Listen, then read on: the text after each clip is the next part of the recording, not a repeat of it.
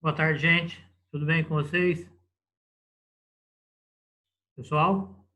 E aí, Caetano, Boa tudo bom, tarde, cara? pessoal. Tudo bem? Já são 2 horas aí. No meu tá faltando 1 minuto. Boa tarde. Fala, galera. São 2 horas já, não? São 2h03, Caetano. Não tá certo. Meu telefone tá certo. Achei que tivesse errado. Tá 2h03.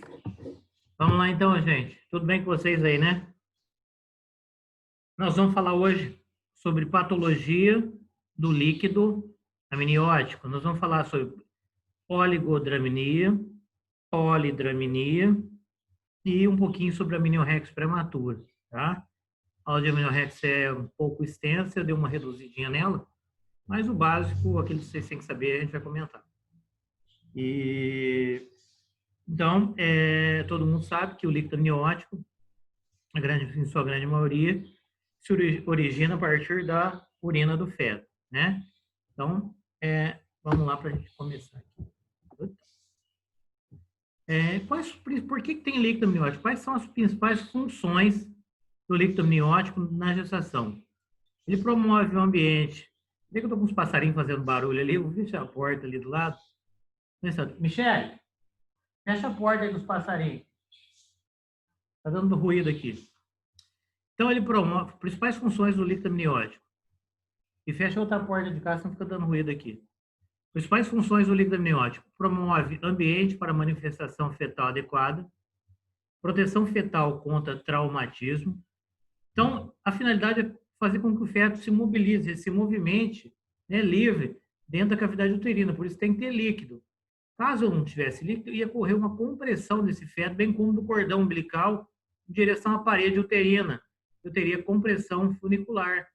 E quando eu tenho compressão, nos casos de oligodramia, compressão funicular, eu vou ter diminuição no volume de líquido, de sangue, de nutriente passando para esse feto. Esse feto pode entrar em sofrimento. Então, o ideal é que tenha assim, um volume adequado, existe um volume normal, e todos vocês sabem, a gente vai repetir novamente, né? Eu acho que até falei com vocês já sobre isso uma vez. A gente vai repetir aqui. Então, ele promove, sim, a movimentação adequada, né? Protege contra traumatismo, contra trauma do feto. Ah, cair sentado, não tem problema. Caiu sobre, sentado, não tem problema, né? Mas se caiu com o abdômen para frente, tem risco que pode ter batido alguma parte do feto. Aí sempre tem risco. Mas se a paciente falar para vocês que ela caiu sentada, é tranquilo, a não ser que ela tenha sofrido algum trauma, né? Mas se for uma região da parede abdominal, você tem que ficar preocupado. Por via de dúvida, peça uma ultrassonografia para saber se esse feto está bem.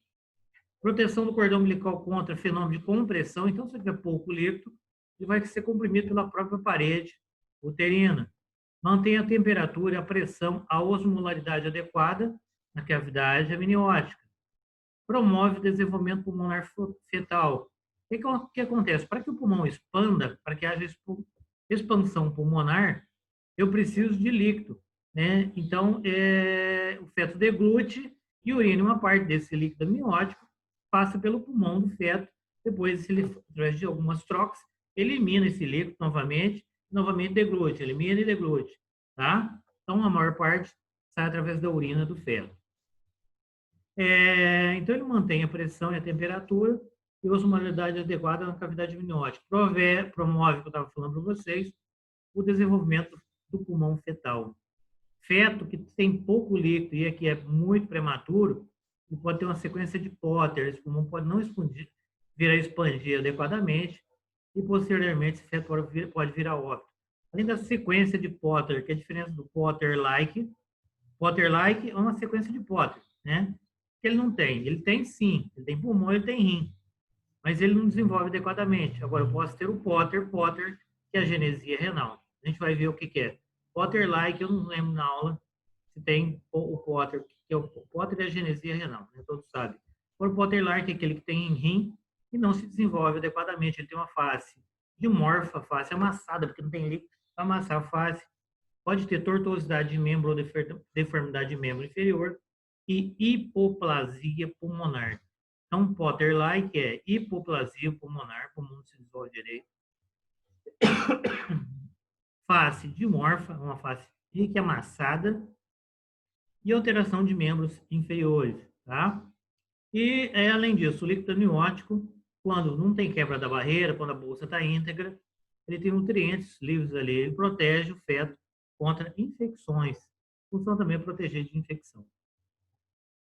Então, o volume de líquido amniótico é mantido pelo volume de líquido que entra e sai do espaço interviloso. No início da gestação, o líquido amniótico se origina no compartimento fetal, materno e fetal, principalmente por transsudação, água e eletrólitos que vão cruzar a pele do feto, saindo dos capilares, entrando para o espaço amniótico. Então, através do espaço interviloso, da mãe com o feto fazendo essas trocas. Na segunda metade, a pele se torna queratinizada, a partir da segunda metade da gestação, por volta de 16 semanas, 17 semanas, 20 semanas, até 15, 16 semanas já. A pele se torna queratinizada, dessa forma ela se torna impermeável à água e solutos. A partir daí, o líquido amniótico, a sua maior parte, origina-se da contribuição da urina do feto. A principal via de absorção e deglutição se inicia, né, por essa via a partir da 15ª e 16ª semana de gestação. Ao final da gestação, o feto é capaz de deglutir mais ou menos 1.000 litros diário, que é reciclado para o espaço amniótico através de urina, e esse líquido faz trocas com a placenta, então ele é reciclado pelo compartimento materno da placenta. Então, no final, por volta de 34, 35 semanas, eu tenho um volume mais ou menos de 1 litro de líquido amniótico circulante, tá? Então, no início da gestação é por transsudação, mas as trocas são feitas via transplacentária, transmembranosa, entre mãe e feto, através do espaço interviloso. A partir da 15ª, 16ª semana, a pele se torna queratinizada, então vai se tornar impermeável a água e solutos. Então, a maior contribuição de onde é? Da própria urina do feto, até o final da gestação. E por volta da 34ª semana de gestação, o volume de líquido amniótico é em torno de 1.000 ml. Como é que funciona essa regulação do líquido amniótico? Se dá da seguinte maneira: pelo aumento progressivo durante a gravidez, ele tem um máximo, eu falei que ele deglute, ou que ele tem um volume de líquido, né, consegue deglutir mais ou menos 1 litro de líquido amniótico por volta da 34ª semana, como vocês podem ver nesse gráfico aqui, ó, maior volume, aqui está dando 2.000, né? 2.000 ml, mas a literatura fala que em torno de 1.000 por volta da 34ª semana. É lógico que para todo caso é um caso, e existem as exceções, por exemplo, no poliodrâmio. O poliodrâmio ele vai ter mais de 2 litros, né? Paciente diabética pode ter mais de 2 litros de líquido amniótico com 34 semanas. O normal é que não ultrapasse, que ele não tenha um volume maior que 1.000. Se ele tiver mais que 1.000, 1.500, 2.000, acima de 2.000 ml, que é o nosso caso aqui, ó, isso aqui seria uma polidramia, já é patológico, não é fisiológico. Fisiológico é em torno de 1.000 até 34 semanas. Então, se perguntar para vocês, qual é o volume de líquido amniótico que um feto pode deglutir normal, tá? Com 34 semanas até 1.000 ml. É lógico, cada caso é um caso que passou um pouquinho.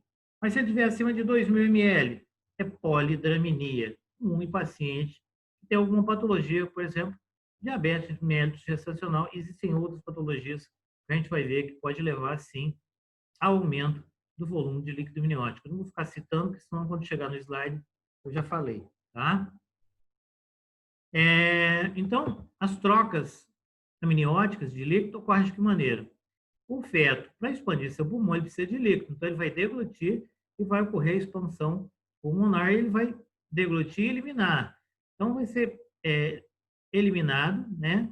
Cai via gástrica, é absorvido, distende a bexiga do feto, passa pelo rim, bexiga, e é eliminado novamente, ele urina e cai onde? Dentro da cavidade amniótica.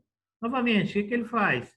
Ele deglute uma parte desse líquido amniótico, uma pequena parte, né, no todo, é transferido via transplacentária em direção ao útero. Então, útero placentário. Então, tem feto placentário até aqui para dentro.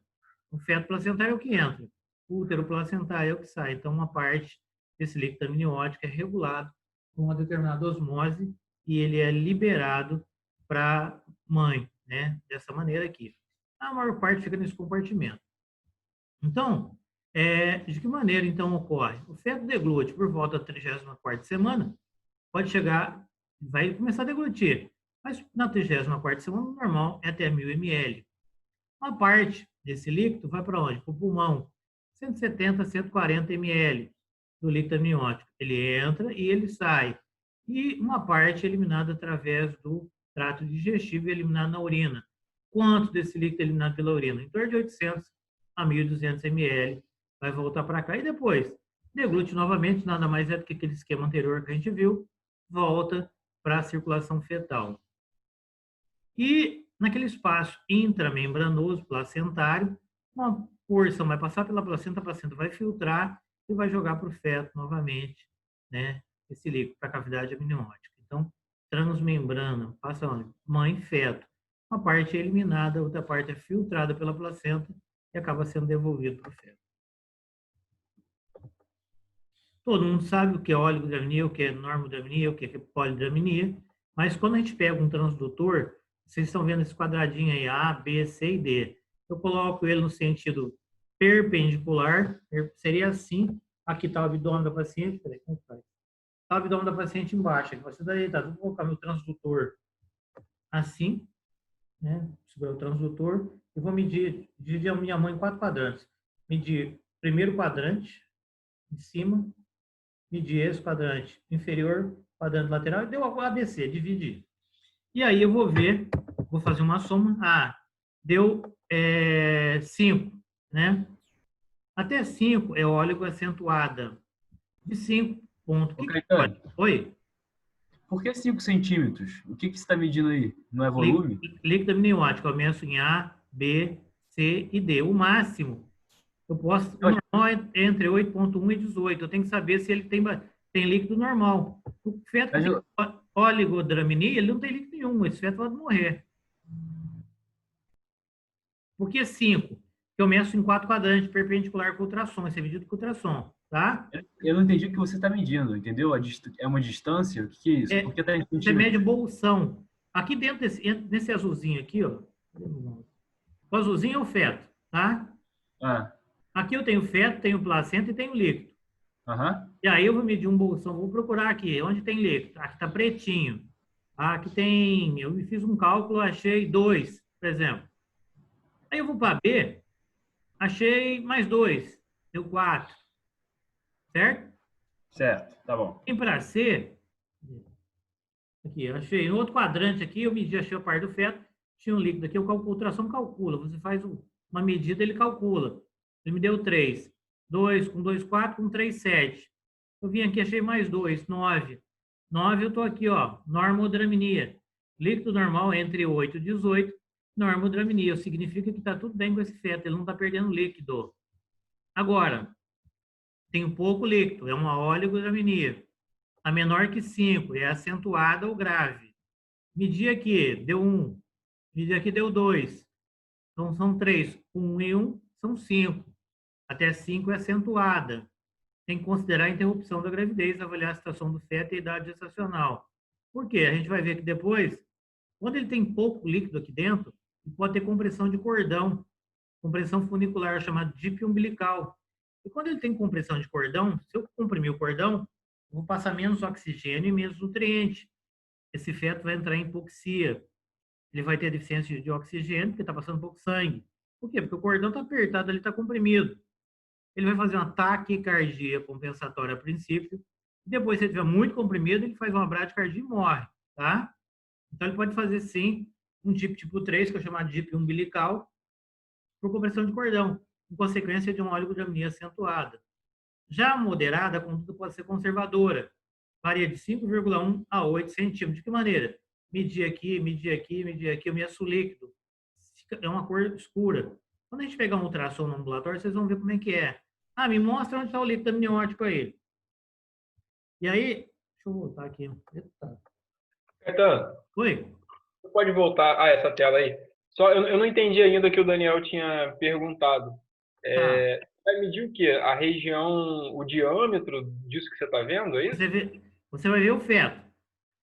É que não tem uma imagem com medição aqui, mas aqui está em A, eu meço em 4 quadrantes. Eu divido, aqui está o umbigo da paciente, tá? Aqui está o feto. Eu divido o quadrante A, B, C e D. Entro perpendicular com o meu transdutor, tá? Aí meu transdutor vai ver onde está mais escurinho. Onde está escuro, eu vejo a parte do feto. Onde está escuro, eu sei que é líquido. A gente fala que é anecóico e mede aquilo, tá? E o ultrassom calcula para mim, ele me vai dar o volume. Quando eu Aí medir, você vai medir o quê? Do umbigo até onde você está enxergando? você divide, não, você divide a parede abdominal em 4 quadrantes. O que eu tenho aqui dentro? Eu tenho um feto. Vou botar um feto aqui, vou ver se eu acho. Aqui. Aqui está um feto. Vou dividir em 4. Esse aqui é norma da menina. Cortei aqui, a mesma foto. O que eu vou fazer? Eu tenho o quadrante A aqui, certo? Eu tenho o quadrante B aqui. Tenho o quadrante C aqui embaixo e tenho o quadrante D aqui, que tem mais líquido. Eu vou medir o primeiro quadrante. Vamos supor meu primeiro quadrante medir essa quantidade aqui que eu vou medir no ultrassom. Ó. E o ultrassom vai me dar. Ô, Caetano. Oi? O ultrassom te dá essa informação, é isso? Dá. Ah, tá, entendi. Aí ele vai me falar que aqui deu 2, quadrante A. No quadrante B, como você pode ver aqui, tem mais líquido. Vamos supor que ele me dê 3. São 5. No quadrante ABC tem menos. Me deu 1. São 6. No quadrante D, que eu medi aqui, ele me deu mais 2 ou 3. Deu 9. O líquido está normal, mas o ultrassom não dá essa medida. Você vai calcular aqui esse líquido. A cor do ultrassom só fica pretinho, tá? Eu consigo ver a parte fetal. Eu consigo fazer uma medida aqui e vejo os bolsões ou maior bolsão. Com isso, eu tenho Caetano. o volume de líquido amniótico. Oi? É porque quando a gente pensa em líquido, a gente pensa em volume, né? E aí, quando a gente tá vendo o ultrassom, fica difícil a gente colocar na cabeça que o ultrassom vai medir esse líquido aí dentro e vai me dar o resultado em centímetros. Centímetros cúbicos é um volume, tá? Ah, tá em um volume. Tá. Tá medindo volume. É porque a gente tava sem entender. Tipo assim, tá, mas centímetros como, né? Tipo, é líquido. É cúbico, Tá bom, então agora sim, agora faz sentido. tá? Você mede perpendicular cada quadrante, depois você soma e dá o cálculo. Vamos supor que aqui tivesse, onde está azulzinho aqui, ó, isso é líquido, tá? Líquido, líquido, líquido. Não tivesse nada, o que teria aqui? Essa parte vermelha aqui para dentro. O vermelho daria aqui, ó. Não tem líquido nenhum. Se eu não tenho líquido nenhum, eu tenho uma oligodramia severa. Eu tenho um ILA menor que 5. Esse cordão umbilical pode estar comprimido aqui na parede, o feto pode comprimir aqui.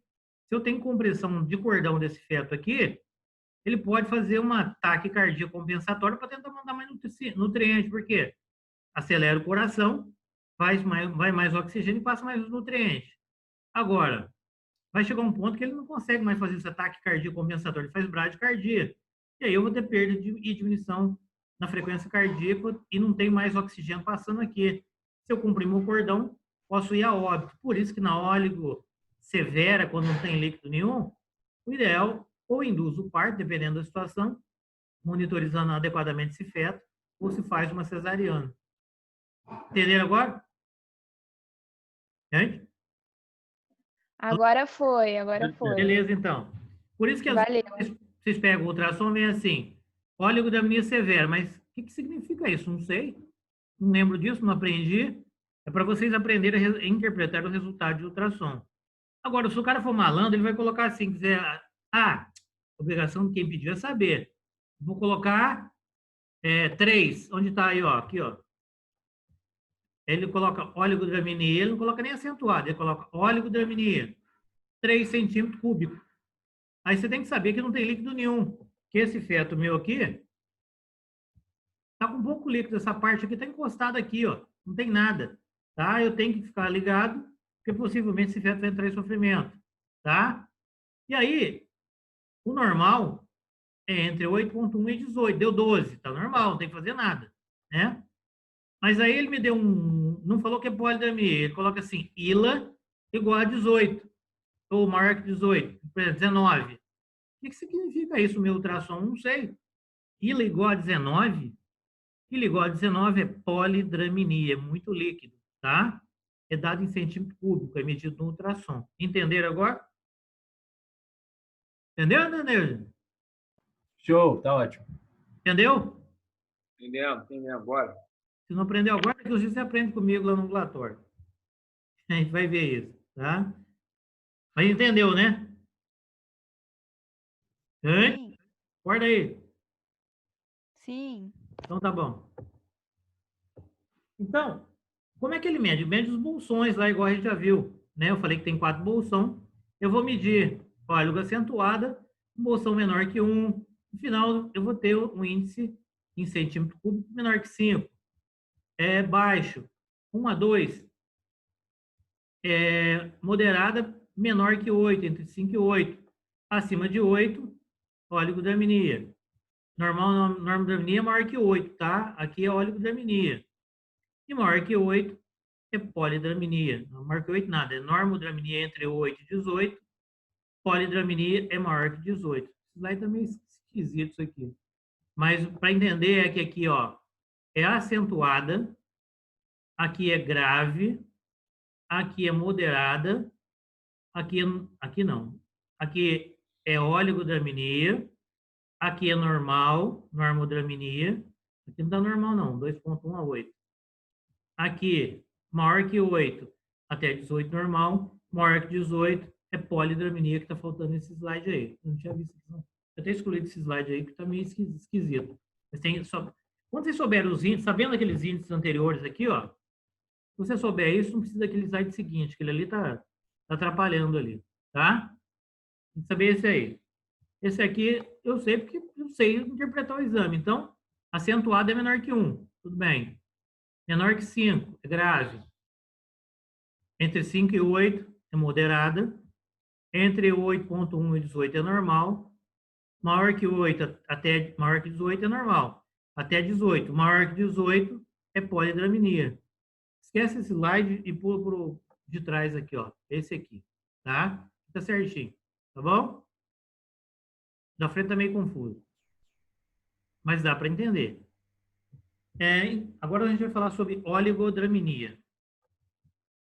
É a diminuição do volume de líquido amniótico menor que 300 ml aonde? O segundo, entre o segundo e o terceiro trimestre. Incidência é de 0,5 a 5,5%. Quando que eu vou ter oligodramina precoce? Quando eu tenho uma formação do sistema urinário, quando eu tenho a agenesia, eu não tenho rim, é o Potter, né? Agenesia renal, quando eu tenho uma uropatia obstrutiva, ou quando eu tenho uma bolsa rota, chamada amenorrex prematura, a partir da 20ª semana. Ou se eu tenho uma placenta insuficiente que não está fazendo troca adequadamente em relação placenta-feto. Placenta, você pode ver que aqui não tem líquido nenhum, ó. O feto está encostado na parede. Então, aqui é uma oligodramina, aí tem líquido escorrendo. Então, isso aqui provavelmente perdeu água em consequência da bolsa rota ou amenorrex prematura. A amenorrex prematura é a ruptura prematura de membranas após a 20ª semana de gestação, sem estar em trabalho de parto, pode o colo estar fechado. Então, é amenorrex prematura aqui, ó.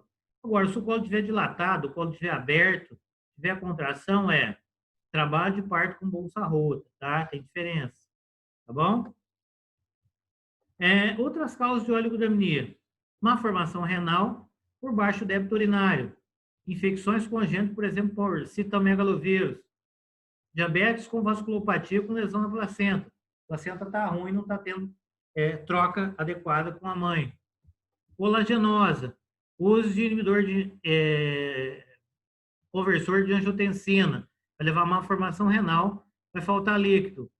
Anti-inflamatório não hormonal, tabagismo, leva ao envelhecimento precoce da placenta, vai diminuir as trocas mãe-feto, ou insuficiência útero-placentária, que é da mãe, ou feto-placentária, que é da própria placenta, é do feto em relação à mãe. Então, tabagismo causa os dois. Uso de álcool, que pode levar ao descolamento da placenta e envelhecimento da mesma, e cocaína também, o efeito é semelhante ao tabagismo, que pode levar ao envelhecimento precoce da placenta, além de levar a um descolamento prematuro da placenta. A nicotina leva ao envelhecimento precoce da placenta. Aspectos clínicos. Se eu tenho pouco líquido, eu vou medir o fundo de útero. Eu sei que aqui embaixo está uma imagem, mas aqui embaixo eu pego a síntese pública antero-superior pego uma fitinha, deu mouse, sumiu de novo. Nossa, uma porcaria, cadê? Aqui. Penso do fundo, porque se fosse síntese pública, tá? Medir o teu fundo. Medir. Esse feto está com 35 semanas, mas eu achei 32 semanas, 32 centímetros, não está crescendo direito. Então, crescimento fetal inadequado, a altura de fundo do útero não está compatível, está menor do que esperado para a idade gestacional. Tem 35 centímetros, eu achei 32. Esperava que estivesse próximo à idade. Aí, o que a gente faz? Pede ultrassom para avaliar crescimento fetal e volume de líquido amniótico. A palpação, se tiver pouco líquido, se for oligodramia, eu consigo palpar partes do feto. Boto a mão, o feto fica se mexendo. Eu sinto parte do feto na minha mão. Redução do movimento do feto. Está ali comprimidinho, quietinho ali, porque não tem como movimentar. O primeiro slide diz lá que a finalidade é mobilidade fetal. Comprometimento da vitalidade fetal. Por compressão de cordão umbilical. Se tem pouco líquido, ele vai encostar na parede do útero e vai ter compressão aqui umbilical. Então, eu tenho um DIP chamado umbilical ou DIP tardio, no qual ele pode ser TAC como bradicardia, vai faltar líquido. E se tiver de bolsa rota mesmo, eu vou ver perda de líquido, tá? Saindo pelo canal cervical e saindo através do canal vaginal da paciente. O normal é ter bastante líquido, a normodramina. Se eu fosse colocar, não quisesse colocar a normodramina, eu colocaria assim, ILA igual a 10 no meu ultrassom. Aí eu vou ter que interpretar, a ILA igual a 10 é o quê? É normal ou não é? O que significa índice de líquido amniótico? Deu 10. Tá normal. Eu falei para vocês que entre 8 e 18 é normal. Agora, óligo moderada. Eu coloquei lá, por exemplo, 6. ILA 6. Está normal ou não? Não sei. Não sei o que é ILA 6. Está perdendo líquido. É óligo moderado. Acentuado é menor que 5. Coloquei lá ILA igual a 3. Então, vocês estão vendo que não tem líquido nenhum aqui, ó. Pode haver comprometimento, porque o cordão, a placenta geralmente se implanta nessa região. E o cordão umbilical está aqui. Então, próprio feto pode encostar aqui, comprimir esse cordão, levar uma isquemia para ele próprio, uma hipoxia, e entrar em sofrimento em consequência de uma oligodramia, tá? Entenderam agora? Sim, né? Ninguém falou nada? Obstrução ureteral.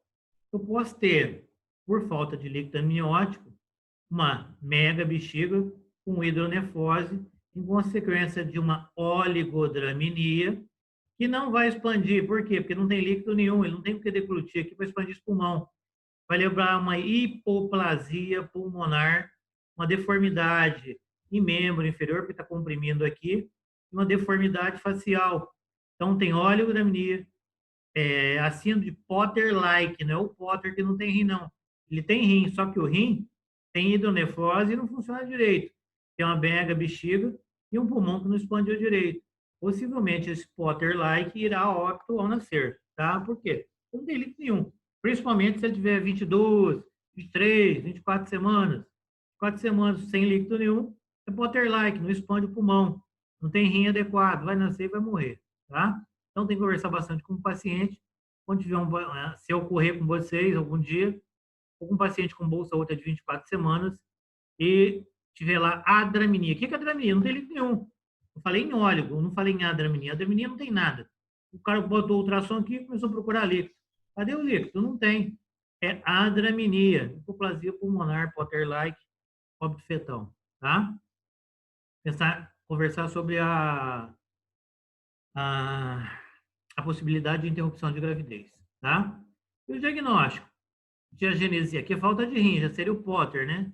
Incidência de 0,1 a 0,3%, evolui sim com falta de líquido, óligo acentuada, índice menor que 1 até a draminia, do primeiro, em torno do segundo trimestre, bexiga vazia, claro, não tem rim, ausência do rim e ausência de artéria renal.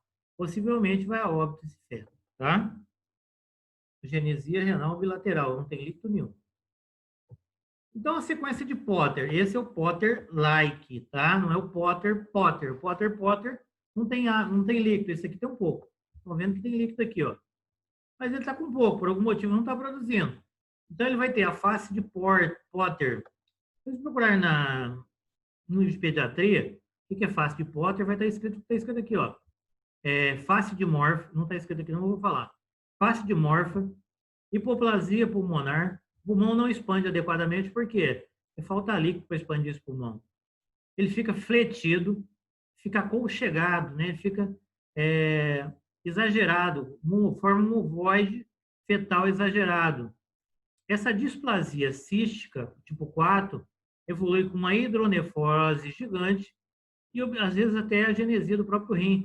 E essa alteração, essa displasia tipo 4, leva a uma insuficiência renal. Então, ele vai ter uma insuficiência renal grande, em consequência da própria hidronefrose. Então, o rim não vai funcionar. Pode ter hidroureter e uma mega bexiga. Pode ter a síndrome de Plunibelli, que não tem o reto do abdômen, não está mostrando aqui, mas pode faltar parte da musculatura abdominal, chamada síndrome de Plunibelli, comum em paciente que tem sífilis congênita, pode aparecer deficiência do músculo reto abdominal. Além disso, pode ter alguma outra malformação associada, principalmente se tiver tido citomegalovírus, pode ter ausência de meato uretrano, em consequência de uma malformação congênita, a sequência de Potter. Hipoplasia pulmonar, deformidade óssea, principalmente de membro inferior, e face dimorfa, face achatada, porque tem contato. Esse aqui não tem líquido, mas vai estar em contato direto aqui. Faltou líquido para expandir o pulmão, faltou líquido para expandir o rim, mas ele tem rim? Sim, ele tem rim. Só que vai evoluir com hidronefrose e uma alteração a nível de ureter, vai evoluir com insuficiência renal, possivelmente óbito, tá? Pela malformação. Aqui um feto normal, deglutindo quantidade adequada de líquido, né? O pulmão dele expande. Então, esse aqui é normal, normodramia. Aqui um com oligodramia e um Potter-like, o rim pequenininho, não está entrando líquido suficiente. Então, ele tem hipoplasia pulmonar, deformidade óssea. Pode ver que a perna desse aqui, ó, está mais dobrada em relação ao outro. Outra esticadinha aqui, ó, tá se movimentando bem dentro do líquido. Esse aqui não movimenta direito. Então, ele tem a sequência de Potter, que a gente diz, tá? Não é que ele não tem rim. É chamada sequência de Potter, porque o rim não vai expandir, o pulmão não expande, o osso fica deformado e a face fica deformada também, em consequência da falta de líquido amniótico. Então, na insuficiência placentária, eu tenho uma resistência onde? Nas artérias espiraladas. Vai diminuir a pressão intracotiledônica, vai passar menos líquido. Da onde? Da mãe para o feto, através da... Então, a placenta está insuficiente, calcificada, envelhecida. Com isso, eu tenho o quê? Pouco líquido. Vou ter oligodramia. Pode ver que na foto aqui não tem nada. Está comprimido aqui. Do outro lado, se eu não tenho, a placenta está insuficiente, eu não tenho nutriente suficiente, eu vou ter um crescimento intrauterino restrito. Esse feto não vai estar crescendo. Se eu tenho nutriente pouco, pouca troca entre mãe e feto, o que acontece? Produção diminuída de urina, pouco líquido entrando para o pulmão desse feto, ele não vai estar expandido adequadamente. E ainda eu posso ter uma compressão de cordão umbilical. Se eu comprimir o cordão umbilical, eu vou ter o chamado DIP umbilical ou DIP3. O que é DIP3? Vocês vão ver quando vocês fizerem cardiotocografia lá no hospital, né, na obstetrícia. Ah, faz uma cardio lá, sabe fazer? Não. Pede para a enfermeira, se tiver o médico ocupado, que a enfermeira sabe fazer. Pede para a Tânia, pede para o Marco, pede para aquelas meninas lá, elas vão ensinar você a fazer. Ah, mas eu não tenho tempo. Vai à noite lá um dia, hospital de vocês. Ah, mas agora eu não posso, porque é perigoso. Tudo bem, mas daqui a pouco não vai estar.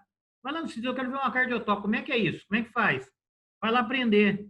Ah, mas está proibido de entrar aqui. Tudo bem, está proibido de estar entrando fora do horário ou não está o hospital de vocês. Tem aluno lá dentro, tá?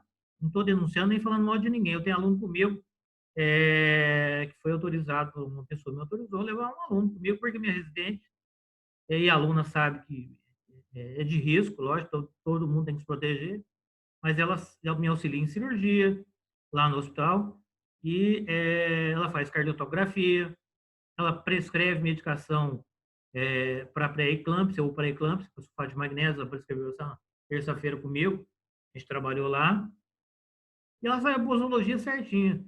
Falei para ela, quantos miligramas tem uma ampola, quantas gramas tem uma ampola de sulfato de magnésio? É 10%. Estou fugindo da nossa aula aqui, é só para vocês não confundirem quando vocês for prescrever sulfato de magnésio. Tem dois tipos de apresentação. Tem a 10%, que é igual a nossa, e tem a 50%. A ampola 10% tem 1 grama.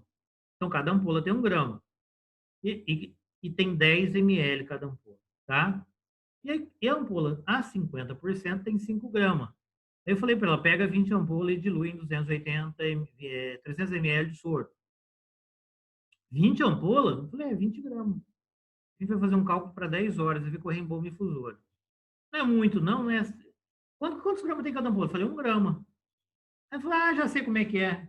Foi lá, posso fazer sozinha? Faz. Se tiver errado, você vai corrigir e refazer. Aí ela falou, falei, não vale olhar no Google aí não, hein? Não vou procurar em lugar nenhum, eu já sei, eu aprendi. Fez certinho, tá? E aí a gente sulfatou a paciente lá, e a paciente evoluiu para um HELP, hoje eu esqueci de perguntar como é que a paciente está. HELP é quando tem hemólise e aumento de enzimas hepáticas com plaquetopenia, evoluindo com pré-eclâmpsia grave. A mulher chegou com 19, 14 de pressão lá. A gente medicou adequadamente, pediu os exames e saíram durante o dia. A mulher foi operada, mãe e filho estão vivos, embora na UTI neonatal o filho, a mãe estava no hospital. E eu esqueci de perguntar hoje, estive aí dando aula para o pessoal do internato de manhã, e esqueci de passar no hospital para olhar a paciente. Não foi eu que operei, porque eu peguei, isso foi de madrugada. O opero foi de manhã cedo. E, enfim, mas a menina sabia muito bem o que estava fazendo. Então, quero aprender um cardiotóxico. Não seja agora, seja no internato. Vai lá e pede que qualquer um vai ensinar vocês. Ah, tá bom ou tá ruim? Não sei. Aprender a interpretar? Não. Então, me ensina aí. A gente está lá para isso, para ensinar. Você tem vergonha de perguntar. Para mim, para Kelly, para Ariela, para Carmen, para todas as pessoas que estão lá, a gente está lá para ensinar. Não é só perguntar. Me ensina a fazer? Claro. Vamos lá que a gente faz. Tá bom? Então, nesse caso aqui, pode ter, sim, um DIP tipo 3 em consequência de compressão de cordão e levar ao sofrimento fetal. Ele tem, sim, uma oligodamia, que vocês estão vendo só pela foto aqui, né? Lógico que você olhando o feto, o abdômen da paciente, você não vai saber. Vai ter que ter um ultrassom, mas a palpação a gente consegue palpar partes fetais. E essa compressão de cordão umbilical aqui poderá, sim, levar a um sofrimento fetal em consequência de compressão funicular. Compressão a gente fala que é DIP umbilical, tá? O DIP 3. E nas gestações gemelares, isso também pode acontecer pela transfusão feto-fetal, nas anastomoses vasculares. É aquilo que quando, tipo assim, um colega sugando o outro, né? Não copia a madeira, mas depois pega de você. Esse aqui não, esse aqui está sugando um nutriente desse aqui. Então, o que acontece? Sem transfusão feto-fetal, tem anastomose vascular, o feto doador. Cadê meu bom? Não está querendo ir para cá. O feto doador está aqui. O feto que está doando, ele vai perder líquido, vai passar nutriente para quem? Para esse. E o feto receptor, ele vai ser macrossômico e vai ter polidramnia. Na verdade, na aula de gemelar, eu falei para vocês, é correção do shunt através de laser dirigido por ultrassom. Você cauteriza esse shunt e acabou o problema, né? Mas isso é método invasivo, pode acabar perdendo os fetos. Então, feito o diagnóstico, o ideal é fazer esse tipo de cirurgia. Eu não me lembro no momento o nome do procedimento, mas uma eletrocoagulação a laser, então a técnica de um americano o nome, esqueci, eu falei na aula de gemelar para vocês. Faz um laser que interrompe a circulação do feto aqui na anastomose e acabou o problema, tá? Então pode sim ter uma oligodramnia e o receptor pode ter polidramnia. Aqui, interrupção da anastomose, né? E vai resolver o problema, a gravidez vai, o feto doador, ele é menor, o feto receptor vai ser macrossômico e vai ter polidramnia. É comum em monocoriônico e diamniótico.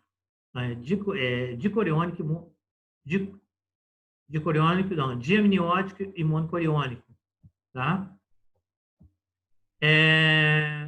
Falei besteira, monocoriônico, monoamniótico, uma placenta e uma bolsa, tá? Ou isso pode acontecer. Vai ter que ter 2 bolsas. Então, é dicoriônico e monoamniótico. Se houver shunt. Dicoriônico, 2 bolsas, e diamniótico, mas tem que ter algum shunt. Essa placenta tem que ser fusionada e haver anastomose. O volume de líquido amniótico diminui gradativamente nas últimas semanas de gestação. Então, no final da gravidez, a placenta já está velha, por exemplo, 41 semanas. É uma placenta grau 3, é uma placenta calcificada, já passou líquido ali, já passou nutriente, já passou tabaco, o paciente fumou, tomou medicação, a placenta envelheceu. Vamos supor que no início da placenta, no início da gestação, ela tem 100% de atividade. Vamos supor que tem 3 quadrinhos na minha tela aí, tem o Renato, tem a Ana Cláudia e tem o Daniel Medeiros. Onde estou eu são os 25%. Então, eu só vou ter, sobrando, essa porção aqui funcionando no final da gestação. E essa parte aqui, ó, desapareceu, perdi 25% da placenta. Então, redução de 25% do líquido amniótico. Por quê? Porque a placenta está insuficiente. Está velha onde? No pós-datismo. Então, está com 41 semanas. O ideal é internar essa paciente para induzir para a parte normal. Ah, mas o colo está fechado. Usa misoprostol. Caso eu faça indução, caso o feto entre em sofrimento, caso haja risco materno, eu mudo minha conduta, eu opto por cesariana. Mas, a princípio, interna-se com 41 semanas e induz para parte. Oi? Deixa eu confirmar uma coisa. Em relação a como insuficiência placentária causa isso. Por exemplo, tudo que chega do feto chega pelo cordão umbilical, inclusive água. Correto. E aí ele filtra a água e sai pelos rins, ele urina e forma o líquido amniótico. Daí, se está insuficiente, está chegando menos líquido e ele vai urinar menos, é isso? Isso. Está passando menos nutriente pelo cordão umbilical. Não passa sangue, não passa nem oxigênio, nem nada. Não está vindo nutriente nenhum. Aí eu tenho menos, mas por quê? Porque a placenta está ruim. O espaço interviloso não está deixando passar. O útero pode estar bom, o espaço interviloso está ruim. Então, a placenta... tem um desenho que eu faço sempre para os meninos mostrando o espaço interviloso. Tem uma aula aí, não lembro qual aula foi que eu dei para eles. Eu acho que foi aula de sofrimento fetal agudo. Tem espaço interviloso, tem várias artérias. Então, você mostra como é que ocorre o sofrimento fetal agudo. E aonde ocorre a lesão. Naquele local não passa nada. Então, se eu tenho uma insuficiência placentária, está passando menos nutriente. Se a placenta está velha, calcificada, ela está insuficiente. Está passando menos nutriente, menos oxigênio, e com isso ele vai ter oligodramia. E além disso, ele pode ter hipoxia, porque está passando menos nutriente. Então, ele pode entrar em sofrimento fetal. Por isso que o ideal é que nasça até 40 semanas. A maioria das crianças nascem entre 38 e 39, algumas com 40, algumas com 41. Aí no hospital, nós não deixamos passar de 41 os pacientes que a gente acompanha, porque a gente sabe que pode aumentar o índice de óbito fetal. Por esse motivo, a gente sabe que pode diminuir o líquido amniótico, a placenta envelhece, geralmente ela vem com ultrassom, placenta grau 3, o ultrassonografista coloca assim, placenta grau 3 e bem calcificada, ou coloca assim, placenta calcificada grau 3, e ILA 7, opa, também está diminuído, está normal não, está menor que 8. O ILA 6 é uma oligodramia, com 41 semanas, por exemplo, tá? Significa que a placenta não está boa. Mas você também tem que perguntar para o paciente se ela não está perdeu líquido. Não, perdi líquido nenhum, não. Agora, se ela estiver perdendo líquido, a diminuição de líquido amniótico dela em consequência da bolsa rota, né? Mas a gente pergunta, então a gente interna. Chegou 41 semanas, não nasceu, é internação. Internação para quê? Indução do parto normal, ou se tiver indicação, se tiver cesárea anterior, cesariana. Nós não agendamos cesariana eletiva simplesmente para fazer uma cesariana. A gente faz quando tem indicação. É lógico que a gente opera paciente que é iterativo com 39 a 40 semanas e chega com dor e chega com início de trabalho de parto, por exemplo. Iterativa é aquela que tem 2 cesarianas. A gente sabe que vai ser a terceira, será cesariana, por risco de ruptura uterina. Então, a gente está com 40 semanas, chegou com dor, está reclamando, o feto não está. A gente acha que não está muito bem, está pouco reativo ao cardiotópico. O paciente está reclamando de dor. Já foi 2 ou 3 vezes dar nota no atendimento. E o colega, por bem, achou mandar embora, porque já era noite, era tarde, estava cansado, tinha mais paciente para ele operar, e ele viu que o feto estava bem. Aí, você está de manhã cedo, ela veio lá. Ah, está indo para 40 semanas, sem 2 cesarianas. É cesárea mesmo, não tem jeito, vai ser cesárea. Melhor operar durante o dia do que operar de madrugada, vai ser cesariana de novo, ela vai voltar para cá, né? Mas no caso do nosso paciente com 41 semanas, ou as que chegam a 41 semanas, ocorre sim uma redução no volume de líquido amniótico, porque a placenta envelheceu, tá? E aí fica calcificada. Quando você estiver lá no hospital, pergunta assim, quantas semanas tem essa paciente? Me mostra a placenta, deixa eu ver como é que tá. Vocês vão ver que ela fica escura, fica branquinha, igual como se fosse um monte de sal. É calcificação mesmo, fica branquinha. Então, essa placenta não está muito boa. E aí, ela é calcificada. Ah, mas eu estou com dúvida se está oxigenando bem. Eu posso pedir Doppler? Doppler a gente pede para o paciente hipertensa. Doppler, fluxometria obstétrica, na qual eu avalio índice de resistência entre a artéria uterina e a cerebral média, né? Quando estiver bem convergente ou bem próximo, é sinal de sofrimento. Mas, às vezes, o Doppler tem sofrimento fetal, né? Pode estar convergindo esses índices. Não precisa estar com 41 semanas, pode estar com 37, 36, se a paciente tiver hipertensão arterial sistêmica, Se tiver pré-eclâmpsia, então a gente pede sim dopplerfluxometria para acompanhar. Pode dar sinal de sofrimento com essa idade gestacional, tá? Mas no teu caso aí que você falou, sim, está passando menos nutrientes, por isso reduz. Beleza? Tá show. Então, tem uma sequência na hipoplasia pulmonar, chamada sequência de Potter, né? Como é que é isso? Baixa pressão na cavidade amniótica, por quê? Porque tem pouco líquido. Sai maior quantidade de fluido intraalveolar. Se eu não tenho líquido intraalveolar, esse pulmão não vai expandir. Então, eu tenho hipoplasia pulmonar. O pulmão não desenvolve, o feto nasce e morre por insuficiência respiratória. Mas quando é isso? É no início da gestação, por volta de 24, 26 semanas, 23 semanas, 25 semanas. Se ele tiver de bolsa rota ou não estiver produzindo líquido por algum motivo, se ele tiver alguma outra alteração que está levando a ele, uma insuficiência, a placenta pequena, por exemplo, não está produzindo, deixando passar nada. Ele não vai evoluir, vai ficar pequenininho. Está com 30 semanas, com tamanho de 25 ou 26 semanas. E ele não está madurando direito esse pulmão. Agora, tem pouco líquido, mas ela chegou a 35 semanas. Mas perdeu o líquido quando? Rompeu a bolsa ontem.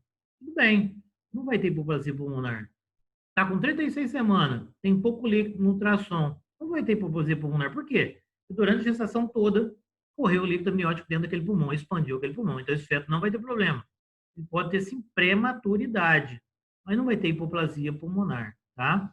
Pode ser um feto prematuro. Menor que 36 semanas e 6 dias é prematuro. Então, chegou lá com 36 semanas e 6 dias. Tá de bolsa rota, fez ultrassom, adraminia ou oligodramia. Tem hipoplasia pulmonar sequência? Não, não tem. Isso aí acontece com feto que rompe bolsa com 23, 24 semanas, 25, e às vezes tenta acompanhar e o líquido não aumenta, está perdendo líquido, ou não está produzindo. O que vai acontecer? O feto vai a óbito intrauterino, ou se nascer, acaba indo a óbito, tá bom? Só para esclarecer aí. Não é porque perdeu o líquido que vai ter hipoplasia. Estou perdendo líquido, tem 3 dias. Está com quantas semanas? 33 semanas. O que pode haver é infecção ascendente da própria flora vaginal da paciente. O principal micro-organismo que pode levar à infecção ascendente é o Streptococcus do grupo B. Pois quando a gente interna a bolsa rota, o ideal é fazer profilaxia para Strepto B, colher suave anal e suave retal da paciente, para ver se tem suave retal e suave do canal cervical, para pesquisa de Streptococcus do grupo B. Se é positivo, faz ampicilina. E no pré-natal, com 36 semanas, fazer, sim, cultura para Strepto B também, tá? Então, não é porque perdeu água com 30, por exemplo, está com 30 semanas. Até 30 semanas, o pulmão já expandiu, né? Nasce bem com 30 semanas, 32 semanas, o feto pesa quanto? 32, 1,6 kg. O feto está bem, o pulmão já expandiu. Agora, com 24 semanas, ele está pesando meio quilo, 600 gramas. Dificilmente, se romper bolsa, ele vai dar um trabalho grande. Pode expandir, sim, se não houver infecção. Mas a grande chance de perda também tem. Quantos com essa idade gestacional sobrevivem? Eu já vi sobreviver de 24 semanas, sobreviveu. Ficou na UTI um tempão, mas saiu. Nasceu com 24, sobreviveu. Mas pode acontecer, sim. Se tiver alguma patologia associada, é lógico que vai ter essa sequência aí e vai ter tudo aquilo que eu falei anteriormente, que é a sequência chamada de Potter, tá? Deformidade fetal, aquilo que eu falei, face de Porter, anormalidades faciais, deformidade de extremidade, que dependendo da idade na qual ele começou a perder líquido, se você resolver adotar conduta conservadora, né, pode-se tentar isso. Começou a perder com 28. Aí o que eu fiz? Corticoide, quantos dias? 2 dias. 2 dias, 28 e 2. Esperei mais um pouquinho, fiz meu esquema de antibiótico, eu não estou querendo. Isso é meio que controverso quando tem bolsa rota, né? No nosso caso, a gente está falando sobre o oligodramina. Se fosse bolsa rota, a gente faria antibiótico. No nosso caso aqui, tem pouco líquido, vamos acompanhar? Vamos. Tem bolsa rota? Não. Mas ele pode ter deformidade fácil? Sim. Está bem? Tá. Não necessita de correção. Somente fisioterapia. Pode evoluir bem, mas dificilmente evolui. Na maioria das vezes, ele evolui para óbito, tá? No pós-nascimento. A conduta, então, na oligodramia. Indução do trabalho de parto quando o líquido é claro e, lógico, se você vai induzir, se o feto estiver bem. Então, monitorizar a frequência cardíaca do feto. Vocês sabem que a frequência cardíaca fetal varia entre 120 e 160, segundo a literatura mais antiga, e alguns autores mais novos dizem que varia de 110 a 160. Eu prefiro ficar com o meu 120, 160, porque todos os que eu operei com 110 nasceram com mecônio ou tiveram algum problema, tá? Então, eu prefiro os autores mais antigos que dizem que é 120 a 160 e não 110, como alguns outros autores aí dizem. Eu não sei, eles devem ter trabalho científico sobre isso, são, não diriam que é 110, mas eu prefiro ficar entre 120 e 160. Agora tem mecônio, tem bolsa rota. Sim, a bolsa está rota, está com pouco líquido, tem um oligodrâmio, está liberando mecônio. Eu vou esperar ele aspirar aquele mecônio para ele ter uma pneumonia química? Não, vou indicar cesariano. Está cheio de mecônio, igual abacate, né? Então, tá verde, grosso. Ele vai aspirar aquilo, vai morrer. Vai fazer uma asfixia, uma pneumonia aspirativa. Vai obstruir as vias aéreas. Não tem jeito, eu tenho que resolver por cesariano. Quando eu faço expectante, o pulmão não está maduro. Então, na ausência de maturidade pulmonar, a internação, repouso e controle diário, e avalio, né, a vitabilidade fetal, se possível, de hora em hora, sem ponderar o risco da prematuridade e ocorrência de sofrimento fetal agudo. Então, se eu tenho um pouco líquido, ele é prematuro, sim, mas ele sobrevive se eu operar com 31 ou 32 semanas? Sim, ele vai sobreviver. Eu fiz corticoide, eu tenho um TI boa, que me dá um bom suporte. Mas eu sei que eu não tenho líquido nenhum. Se eu quiser esperar mais 2 ou 3 dias, ou chegar a 32 semanas, pode ocorrer um sofrimento fetal, entrelaçar nesse cordão aí, o cordão está comprimindo a parede abdominal, ele pode fazer uma ou duas circular tentando rodar por algum motivo ali, ele está fazendo asfixia e acabar indo a óbito? Sim, ele pode. Então vamos resolver, está prematuro, não tem líquido, tem um cardiotoco meio esquisito, o ultrassom já falou que está com oligodramia há 2, 3 semanas, por que fica esperando? Já fez corticoide, já fez tudo, não está aumentando nada o líquido amniótico, resolveu, está igual, tá índice de 2, por exemplo, não tem nada. É igual, óbvio, vai ter que entrar em sofrimento fetal agudo, eu vou ter que correr. Então, vou ter que operar. Isso se eu ver, né? Se o caso a gente não vê, ou não prestar atenção, perde feto também, né? Então, fator de risco, se for prematuro. Agora a gente vai falar sobre o aumento do volume de líquido amniótico, que é a polidramia, em líquido acima de 18, né? 25, alguns autores dizem. Então, é aumento, vocês lembram do primeiro gráfico, que o normal com 34 semanas é 1.000 ml, lá atrás. E a partir da 30ª semana, lá está 34 no gráfico. Chega a 2.000, 2.000 e pouco no polidramia, o normal, né, na normodramia, é 1 litro com 34 semanas. A incidência varia de 0,4 a 1,5%. Quais são as causas associadas à polidramia? Eu posso ter obstrução gástrica, qualquer anomalia ou malformação congênita pode levar a isso, uma alteração cardíaca, infecção congênita, hidropsia fetal, doença hemolítica perinatal, hidrocefalia ou algum tumor. E as causas, isso causa fetal, né? A causa materna principal é o diabetes mellitus, né? E a aloimunização. As causas placentárias é síndrome de transfusão gêmeo-gemelar. Se o diagnóstico é corrigir a anastomose, se não tiver como, possivelmente vai perder um dos fetos, né? Córeo é angioma, e também pode ocorrer insuficiência placentária ou polidramia de origem idiopática, que você não consegue conseguir achar causa.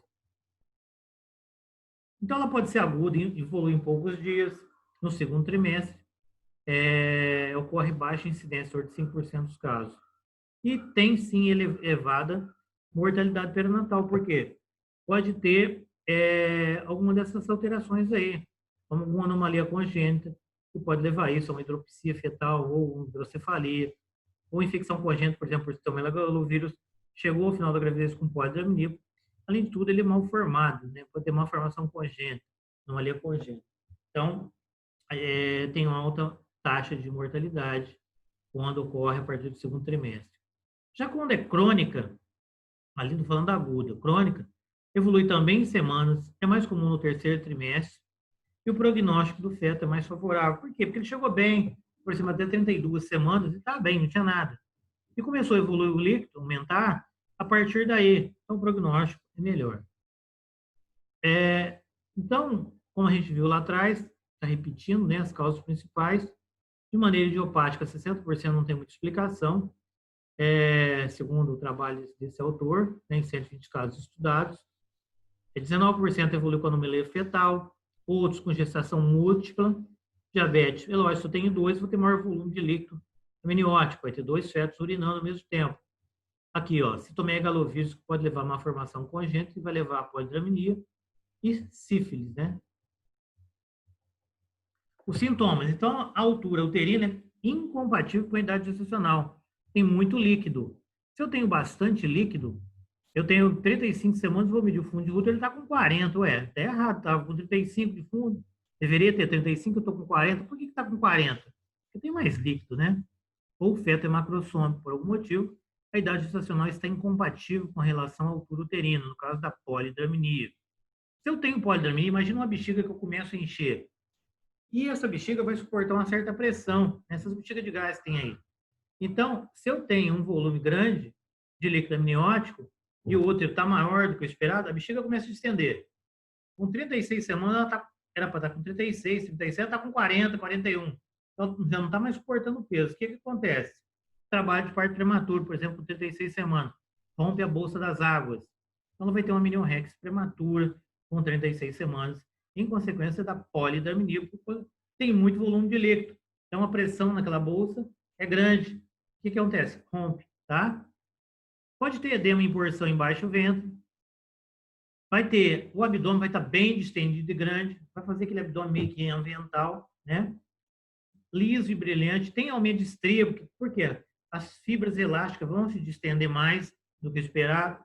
Ah, tá ali, ó, estrias extensas. Quando ela fica em pé, comprime a veia cava. E com a compressão da veia cava, ela tem hipotensão supina, em consequência de compressão. Tem compressão diafragmática, o intestino não funciona direito, porque o volume é muito grande, comprimindo esse intestino. Tem polaciúria por compressão da própria bexiga materna, né? E a palpação é dificultada pela própria distensão exterina. Ah, vamos fazer uma manobra de Leopold? Vamos procurar onde está o dorso. Vamos ver a situação longitudinal, apresentação acho que é cefálica, o dorso é direita. Ah, tá. Ausculta então, o segundo termo da manobra de Leopold. Não achei nada. Vamos para a esquerda. Ah, a esquerda, eu errei. Vamos ver variedade de apresentação, ele está flutuando bastante. Tem muito líquido, ele vai flutuar, né? Então tem dificuldade na palpação uterina quando o útero está bastante distendido. Tem sua consistência cística, às vezes a gente não consegue perceber o feto. Igual eu falei, a pálpebra não fica flutuando, né? Pode sim evoluir com hipertonia uterina, porque está comprimindo a musculatura uterina. E se tem hipertonia, pode evoluir com DPP. Hipertonia uterina é igual ao descolamento prematuro de placenta, o qual ocorre em um episódio único e a paciente tem risco sim de perder o feto. A dispneia em consequência da elevação do diafragma ou o abdômen da paciente sobe bastante, pega o diafragma lá em cima, comprime esse diafragma, piora a dispneia dessa paciente. Por quê? Porque o comprimento do diafragma vai ser um desconforto respiratório grande. Dificuldade né, na ausculto do BCF. Eu falei, faz a manobra de Leopold, achei a situação, a apresentação parece que é cefálica, dorso à direita. Vou procurar, não acho. Vou para a esquerda. Às vezes tem uma certa dificuldade, a gente bota a mão de um lado do abdômen da paciente, né? Bota a mão de um lado, segura de um lado e empurra de outro com o sonar para não movimentar e tentar encostar o próximo possível do feto para poder ouvir o BCF. E sinal de piparote positivo. Você bater, né, vai percutir ali, que vocês aprenderam isso. Vocês vão ver que tem líquido deslocando ou com a própria mão. Vai fazer aquele barulho de líquido. Tem muito líquido ali, né? É positivo. O ultrassom é semi-quantitativo, a gente vai medir nos bolsões, nos quadrantes, aqui está o feto, vou medir no sentido vertical, de cima para baixo, achei um bolsão aqui, vem para cá, procura outro bolsão, então vou medir e vou achar meu cálculo. Então, o ILA maior que 20 é polidramnia, maior que 25, segundo esses autores, né? O nosso lá atrás, acima de 18, considera-se, ele é do Resende, tá? Maior que 18, se bem que esse slide também, o Aranda me deu a aula, creio que é do Resende. As aulas que eu tenho, nenhuma é minha. Algumas eu alterei e modifiquei de alguns livros. Acrescentei algumas coisas, mas esse slide, essa aula aqui eu não mexi, não. Está do jeito que ele me passou, essa aula, e eu estou dando ela para vocês. Acho que a grande maioria das aulas fui eu que dei para vocês, e ele deve dar aula para vocês. Não sei se vocês têm mais aulas, acho que foram dadas todas as aulas antes. Não está faltando nada mais, não, tá? Conversei com ele hoje, ele falou que ia ver lá. Semana que vem acho que tem uma. Você acha que é a última, talvez? Não sei. Eu sei que a gente tem prática semana que vem, tá? Ele me falou que tá vendo, que parece que vai ter prática. Não explicou direito, não, que eu estava com pressa.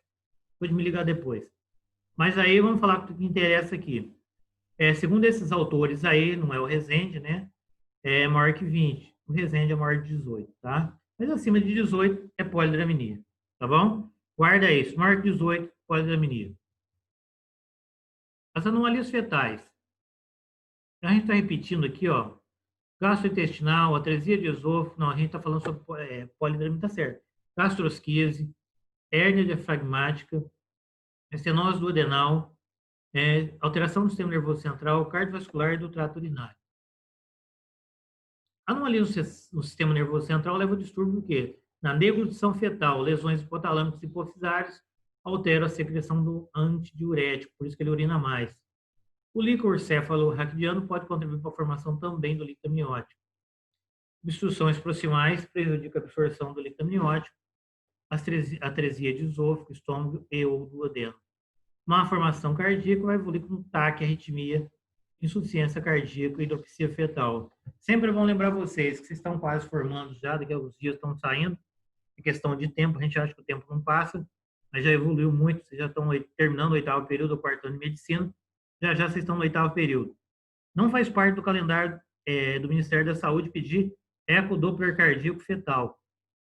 Mas, se por acaso, vocês inventarem de trabalhar algum dia algum posto de estratégia da família, ESF, PSF, enfim, peçam ecodoppler cardíaco fetal entre 24 e 28, porque você, às vezes, vai acompanhar aquele paciente, mas você não vai fazer o parto, vai mandar para outro lugar. Lá onde você mandar, se por acaso esse seu feto nascer com algum problema cardíaco, como estenose pulmonar, insuficiência de tricúspide, insuficiência de mitral, que você não fez diagnóstico no pré-natal, a pessoa que está lá não te conhece. Pode até talvez falar mal de você, embora você seja um excelente profissional. Se você não pediu, vai falar, seu médico no pré-natal não pediu, não faz parte do calendário do Ministério da Saúde. Mas, para o bem de todos, peçam entre 24 e 28 um ecodoppler cardíaco. Mas na minha cidade não faz. Sinto muito, senhora, mas o ideal é que a senhora consiga fazer esse exame, tá? Então, escreve no cartão do pré-natal dela, escreve no prontuário de vocês que vocês pediram. Porque quando vier o processo, ou ela própria vir cobrar de vocês, está aqui com o teu prontuário. Eu pedi, a senhora não fez? Não tinha dinheiro, passou do tempo. A senhora me falou que era de 24, 28 semanas que podia fazer. Tem lugar que faz até 30, tá? Mas o ideal é de 24, 28. Então, pede, porque eu tenho visto bastante não, algumas, né? Alterações cardíacas em ecodoppler cardíaco, depois que eu passei a pedir, porque até então não pedia. Até apareceu uma paciente há uns 5, 6 anos atrás, com um problema cardíaco, que processou um médico que deu alta para ela, no caso não fui eu, foi outro colega, porque ela tinha assim uma eclâmpsia, ou pré-eclâmpsia, não me lembro direito, uma pré-eclâmpsia. Depois ela voltou com FM já e processou o médico. Mas foi para histopatológico, tinha uma alteração cardíaca, ela fez questão de mandar para histopatológico e tinha uma alteração a nível placentário também. Bom, não deu nada, mas é bom pedir, tá? Então, vocês peçam para não ter dor de cabeça. Se puderem, né? E o paciente puder fazer, não posso fazer, mas a obrigação é pedir, tá? O Ministério da Saúde, exame de pré-natal normal, não faz parte do calendário, não é da rotina. Mas pro bem de vocês, é bom vocês pedirem. Tá bom? 50% dos fetos com endopsia evolui para polidramia. Aneuploidia, 3,2%. Classificado como idiopática após indicação ultrassonográfica. Etiologia desconhecida. Pode ser classificada assim como... Não, está errado aqui, ó. Aneuploidia, 3,2% dos casos de polidramia. E uma parte como idiopática após ultrassom ultrassonográfico. Patologias maternas. O mais comum é o diabetes médio gestacional, ou, se ela for pré-diabética, é diabetes prévia à gestação, né? E a poliúria, todo mundo sabe que é decorrente da urina fetal, que a glicose ela faz uma osmose. E essa osmose puxa o quê? Puxa água, puxa urina. Então, lembra daquela aula de fisiologia? O que é a passagem de solvente por diferença de concentração com uma membrana semipermeável, por diferença de concentração ou por concentração absoluta, é chamada osmose. Então, se eu tenho mais glicose, por diferença de concentração, vai puxar mais urina. Então, ele vai ter uma poliúria. Decorrendo dessa hiperglicemia, ele vai urinar mais, ter mais glicose na urina, e com isso uma poliúria levando a polidramia. Além disso, no diabetes também pode levar a macrosomia. O inverso também ocorre. Oligodramia embora com menor concentração, oligodramia com crescimento intrauterino restrito. Tá? Lógico, depende do acompanhamento e do tratamento de cada paciente e do pré-natal que ela faz. Aloisomunização RH, né? Hidropsia fetal são cada vez mais frequentes, menos frequentes com as terapêuticas adotadas, né? Mas menos frequentes. Então, se faz tratamento adequado, se é uma RH negativa, você vai pedir cúmbice direto a partir da 24ª semana para que isso não ocorra, né? E aí, se você está tratando e fazendo adequadamente, é lógico que vai diminuir em consequência da aloisomunização e da hidropsia fetal. Em relação à patologia placentária, polidramnia gemelar, incidência de 7 a 12%, tem alta taxa de mortalidade e pode evoluir sim com anomalia fetal, principalmente se houver síndrome de transfusão feto-fetal ou síndrome de transfusão feto-transfusor. Aquele que passa para o outro acaba tendo menos líquido, menos nutriente, não desenvolve, pode ir a óbito. Ou os dois fetos irem a óbito. Repercussões na gravidez. Se eu tenho muito líquido, é aquilo que eu falei, agora encher uma bexiga, eu tenho uma pressão alta, chega um ponto que ela não aguenta lá, rompe. Então, tem amniorrex prematura. O colo está lá embaixo, está fechado. Aí, eu tenho uma pressão grande em cima aqui. O que acontece? Ele começa a abrir. Por quê? Em consequência daquele peso. Eu tenho bastante líquido ali, eu posso ter, sim, um trabalho de parto prematuro. E, geralmente, esses pacientes não fazem dieta. Evita fritura, refrigerante, doce, chocolate. O que a gente fala para não fazer? A senhora não deve ganhar 20 quilos. Ela vai ganhar 30 quilos. Ela tem diabetes, ela tem polidramnia, tem amniorrex prematura, tem trabalho de parto prematuro e evolui com hipertensão na gestação, acima da 20ª semana, que a gente chama de pré-eclâmpsia. DPP após ruptura prematura de membranas. Eu tenho uma bolsa gigante, rompeu a bolsa, começa a retrair o útero, está escorrendo líquido. Se escoa líquido, a placenta está aqui. E o útero começa a querer contrair e enrugar. O que acontece com a placenta? Descola. Então, descolamento prematuro de placenta. Pode ter um parto prolongado com hipertonia uterina. Pode ter, se rompeu a bolsa. Rompeu, tem muito líquido. O líquido que ele faz? Sai rápido. Está meu canal cervical, o líquido voando, né? Aí o que acontece? O cordão vem junto. Procedência ou prolapso de cordão. E aí eu vou tirar a placenta. Pode pela hiperdistensão uterina, né? Não contrai direito. E aí eu vou tentar tirar a placenta. Começa a tirar, começa a sangrar. Tem o quê? Hemorragia no secundamento. Pode ser conservador, sim, se as condições permitirem. Eu posso fazer amniocentese, vou romper a bolsa. Mas quantas semanas ela está? 36, 37 semanas, está com desconforto respiratório grande. Então, se ela tem um desconforto respiratório, está com 36 semanas, eu vou... Está grande, aquilo está empurrando o diafragma lá para cima, está com desconforto. Vamos botar o dedo. Então, ok, está 1 centímetro, mas vamos romper a bolsa no sentido de descomprimir essa cavidade. Eu fiz corticoide ontem, vou fazer hoje, vou romper a bolsa e resolvo amanhã. Mas ela está com 36. Então, eu quero melhorar isso aqui. O que eu vou ter com 36 semanas? Parto prematuro ou trabalho de parto prematuro, porque já rompeu a bolsa antes, ou pelo próprio peso, né? Muito líquido. O colo não abriu, está pesado. Trabalho de parto prematuro. O paciente reclama de dor, desconforto. Não sendo o feto transfusor transfundido, a gente já falou, ocorre na gemelaridade. Também pode ocorrer essa insuficiência respiratória, se o volume for muito grande do abdômen, no início do trabalho de parto.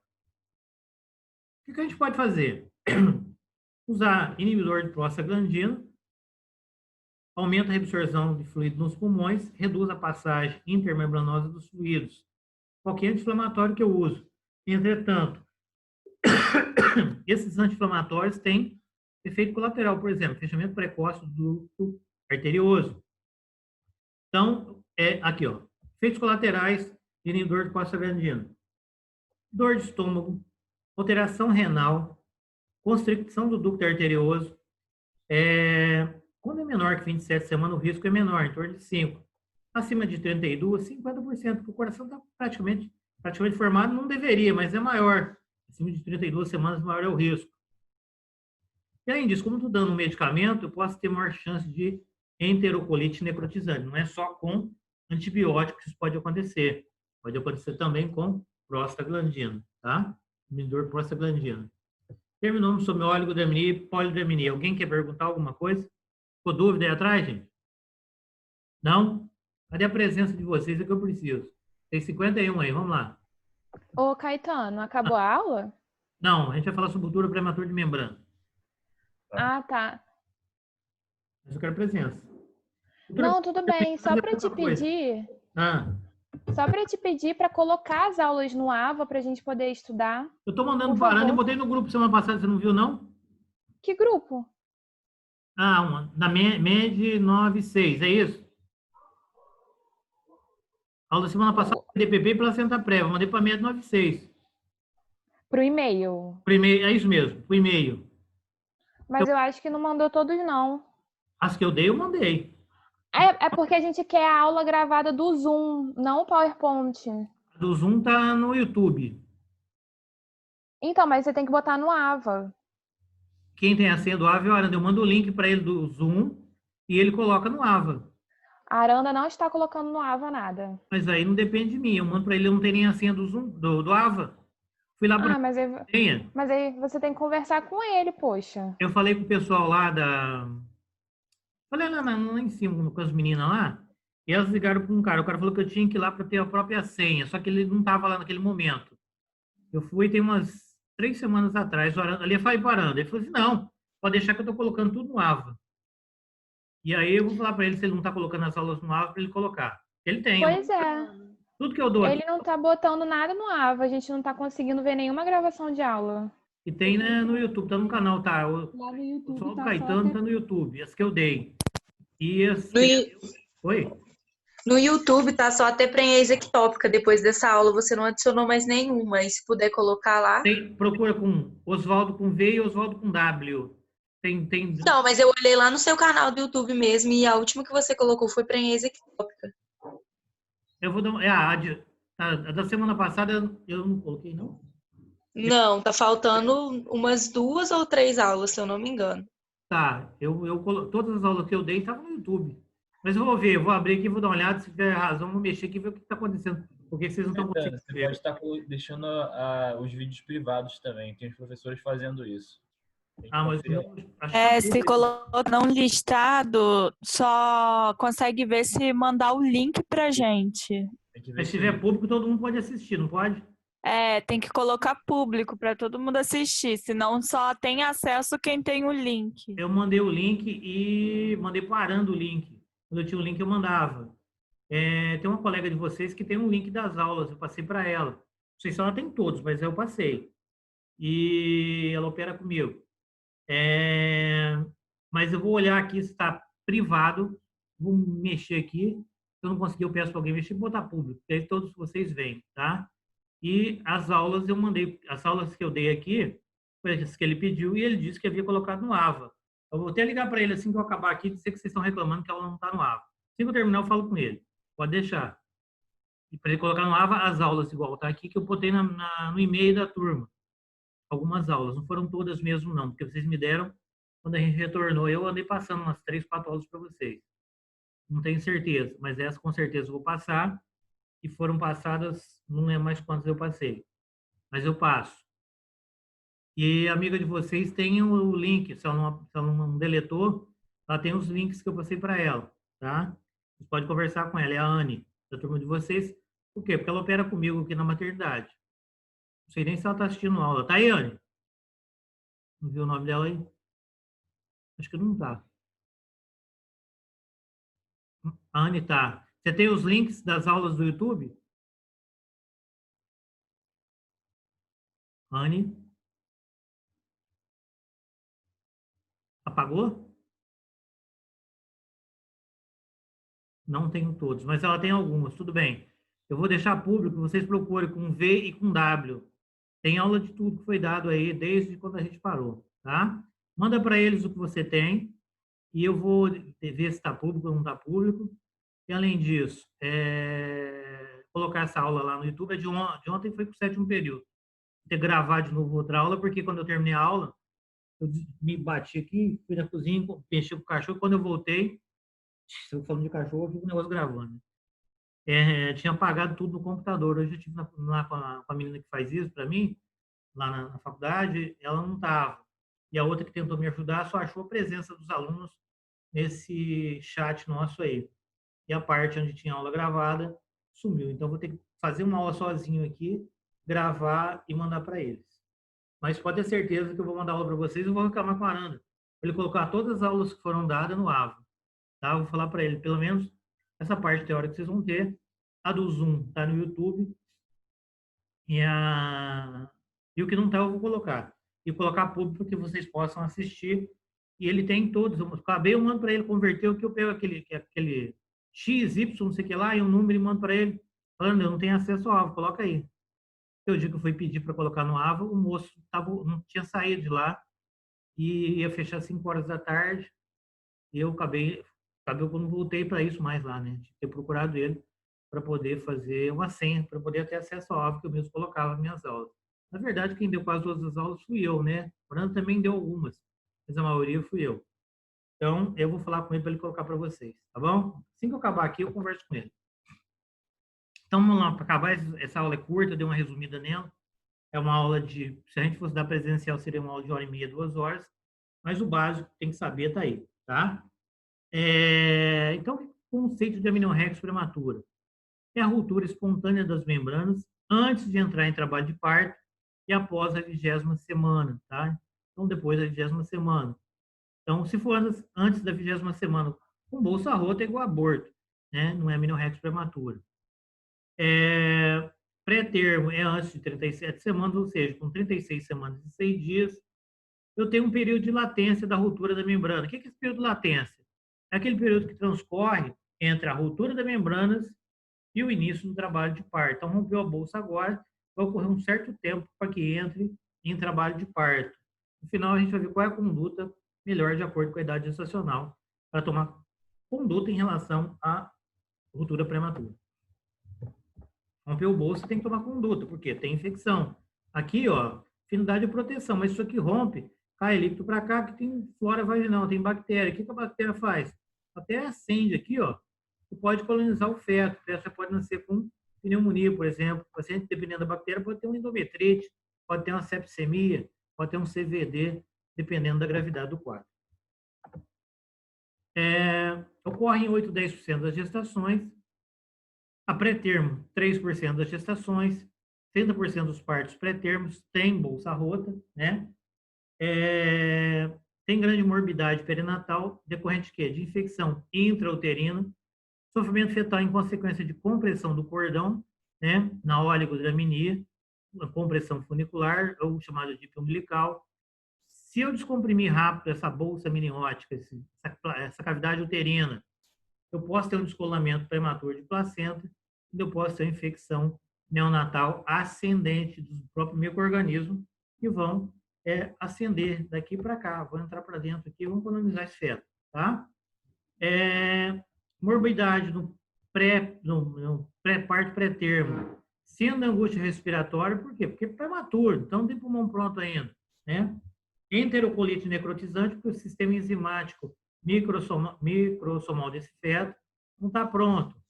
Tem hemorragia interventricular, também pode ocorrer. Por quê? Por ser prematuro. Na clínica, a paciente refere deflúvio abundante. O que é isso? Perda de líquido, está saindo líquido. Ah, está saindo muito líquido. Ao exame especular, a gente usa um espéculo de plástico, aquele de Collins, que é aquele de ferro, a gente não usa mais, né? A gente usa de plástico, que é descartável. Ele vai revelar líquido amniótico claro. Leitoso eu nunca vi, ele pode ser meio que esverdeado. Esse leitoso é quando tem grumo, isso que está querendo dizer leitoso, grumoso, né? O feto está maduro. Pode ser claro, se for claro, é prematuro, sem grumo nenhum. Aqui seria com grumo. Escoando por onde? Pelo canal cervical. Evitar o toque, porque toda vez que você toca aqui, ó, se tiver bactéria, você vai jogar aqui para cima. Aqui tem um feto. Eu vou estar contaminando esse feto. Dificuldade. Se eu tiver uma bolsa amínio-coreal à frente, mesmo com bolsa outra, só que presente aqui eu tenho dificuldade para examinar. Coriorex é a ruptura alta da placenta, rompeu aqui em cima, isso aqui é uma coriorex, tá? Rompeu em cima, e fissura em membrana, que às vezes perde um pouquinho por uma fissura e perde, nesse caso aqui já dá para a gente ver que está escoando mais líquido, né? Quais são os fatores? Eu posso ter infecção, inflamação, e além disso, eu posso ter ruptura por consequência de um feto macrossômico e por uma polidraminia. Então, tem infecção e tem inflamação, sim. Está faltando aqui polidraminia e macrossomia, que eu tenho um peso grande, um volume grande, forçando ali pode romper, né? Mas no nosso caso de infecção, a infecção vai determinar uma inflamação. O que eu tenho? Enzimas proteolíticas naquele canal cervical. Então, se eu tenho enzimas proteolíticas atuando aqui, tá roto, vamos voltar no outro que não tá. Cadê? Eu tenho enzimas aqui, ó. Eu tenho enzima e tenho o que no meu organismo? Eu tenho células de defesa. Eu tenho macrófago, eu tenho neutrófilo, polimorfo nuclear, que vão estar atuando aqui contra a infecção. Só que começa a irritar essa membrana, criando um processo inflamatório. Essa reação inflamatória vai levar à migração de neutrófilo, de macrófago e de polimorfo nuclear para essa região. E aí, esses micro-organismos, né, essas bactérias vão produzir o quê? Enzimas proteolíticas, promovendo enfraquecimento de quem? Da membrana. E vai ter envolvido o quê? Interleucina 6, interleucina 1, fator de necrose tumoral alfa e minhas células de defesa, que criarão um processo, uma reação inflamatória em consequência da própria infecção que as bactérias que estão ali na flora vão estimular. Então, vai estimular o quê? Um processo inflamatório, em consequência daquela infecção por aquele micro-organismo. E as células de defesa vão para lá e produz tudo isso aqui. E esses fatores criam uma reação inflamatória, enfraquecendo quem? O córion, que é a membrana, a parte mais externa da placenta, e diminui também se ele cria um processo inflamatório no córion, ele cria um processo inflamatório no âmnion, que é a parte mais interna, está em contato com o líquido amniótico. E diminui o fosfatidina inusital dessas membranas. Com isso, se eu tenho enfraquecimento no córion por um processo inflamatório, como se eu pegasse uma bolsa de plástico e colocasse um fósforo ali, vou fazer um furo, né? O objetivo, vou acabar rasgando. Nada mais é isso que acontece, acaba perfurando em consequência desses agentes aí. O exame físico. Está perdendo líquido? Sim, mas eu não vi nada. O que eu faço? Coloco a paciente em decúbito dorsal, né? Deixa o paciente deitado e falo, a gente vai ter que examinar a senhora, vou passar um exame físico, eu vou olhar e já vou ver, está perdendo líquido. Iria líquido? Sim, tem bastante. Mas aí, se eu tiver dúvida, eu passo um espéculo, vou olhar o canal cervical dessa paciente, eu vou ver líquido no fundo do saco posterior ou líquido saindo, né? Faço a manobra de Tarnier, vou mobilizar o feto, bota a mão no abdômen do paciente e mobilizo o feto, o líquido escoa, né? O toque a gente deve evitar, pois diminui o período de latência e aumenta a infecção. O período de latência tem período de latência ativo, é aquele que está começando o trabalho de parto. E tem o próprio período de latência, que não é o ativo, é o período de latência na primeira fase do parto, onde está ali, está quietinho, não entrou em trabalho de parto, mas na fase ativa tem contração. Então, se eu começar a tocar, eu vou diminuir esse período de latência, eu espero pelo menos fazer um antibiótico, eu estou colhendo exame, eu fiz um corticoide, por exemplo, foi prematuro. Então, o toque estimula o trabalho de parto, não diminui o período de latência. E aumenta a morbidade infecciosa, porque toda vez que eu toco, estou levando o micro-organismo para cima, ali, infectando esse feto. Aí eu não tenho certeza se é líquido ou se é outra coisa. Isso é fácil de ver, vocês vão ver lá quando tiver algum paciente com bolsa outra. A gente faz cristalização do muco cervical. Eu pego um pouco daquele líquido com auxílio de um cotonete ou um suave daqueles que a gente tem para fazer cultura e colho, né, do fundo de saco posterior, passo numa lâmina e flambo aquela lâmina com um isqueiro e levo ao microscópio. E levo lá falando para os meninos, dá uma olhada para mim, vê se tem, tem folha de samambaia, se cristalizou o líquido cervical. Eu falei assim, não, cristalizou sim, em forma de samambaia. Então, a sensibilidade chega a 98%. O que eu vou ver aqui é a ausência de cristalização, né? Então, após a secagem, não cristalizou nada. Não estou vendo folha de samambaia nenhuma aqui. Mas aqui já tem, ó, muco cervical cristalizado uma microscopia de 40 vezes, né, após secagem, e vou ver aspecto arboriforme, presença de folhas de samambaia, eu faço diagnóstico, ó, realmente é bolsa rota, eu prendo a lâmina lá no prontuário, ó, tá de bolsa rota, tá? Ainda tem o pH. O pH vaginal ele é ácido, ele varia de 3,8 a 4,2. E eu pego esse papel de nitrazina, eu coloco lá, pego um pouquinho de líquido, e ele vai ficar em torno de 6,5 a 7. Ele fica verdinho, uma fitinha, fininha, como se fosse um pedacinho de papel. A gente pega e tem um vidro. Então é assim, ó. Eu pego a minha fitinha, tem várias cores, uma gravação. E aí eu pego a fitinha e comparo com o meu vidro. Então vamos supor, né, exagerando. Aqui está vermelho, aqui está verde, aqui está branco, sei lá. E eu sei que se tiver verde, o pH aqui no meu vidro onde eu comparei, parou no verde. Ele correu daqui aqui, chegou no verde. Verde é o quê? 6,5, 7. É líquido amniótico. Então eu faço diagnóstico pelo pH, pH-metria, tá? Então existe como se fosse uma reguinha no próprio frasco do recipiente. Então a gente usa aquela fitinha, lá no hospital tem, a gente vê isso. Mas pode dar falso positivo, sim, se ela tiver uma vaginose, tricomonas, sabão, sangue, sêmen, urina, que é alcalina, pode dar falso positivo. Mas a gente sabe quando está perdendo líquido. O paciente não consegue enganar a gente, a experiência faz a gente aprender. E a gente consegue ver, manda fazer essa manobra tarnês, corre líquido, você vê que está saindo do canal cervical, não é mentira da paciente. Mas se quiser fazer o teste é esse aí. Existe um outro teste. Aqui a fitinha, ó. Ficou verde. Se está verde,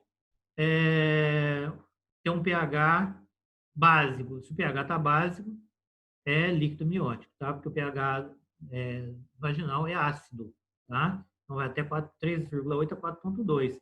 E o 6,5 e 7 é líquido, não tem jeito, né? Existe o seu teste, chamado teste de Lanetta. Coloca-se uma gota numa lâmina de vidro, misturado com líquido amniótico, aquece por 1 minuto, né? E ele tem que o líquido a amostra pode adquirir tonalidade branca, que é líquido amniótico, ou marrom, que não é líquido, pode ser muco cervical, né? Então não tem nada. Se ela for branca, é líquido, se não, se não for branca, é muco cervical. Aí o que a gente vê? Coloca aquela gota, espera, aquece, né, o material, espera por 1 minuto. Aí eu vou ver onde ficou marrom e onde ficou branco. Onde ficou branco e onde ficou marrom. Então, eu faço diagnóstico, aqui é negativo, e aqui ficou marrom. O positivo é líquido, tá? Eu posso também pegar elementos de secreção vaginal. O feto, ele tem melanugem, né, da epiderme. Então, quando eu misturo, quando pego aquelas células, são células chamadas orangirófilas, coradas pelo azul do Nilo, células orangirófilas, pactognomônico de Amniorex prematura. Quando submetidos ao azul do Nilo, que é um tipo de tinta, o fato de azul do Nilo, adquire a cor alaranjada, tá? Células orangirófilas, coradas pelo azul do Nilo.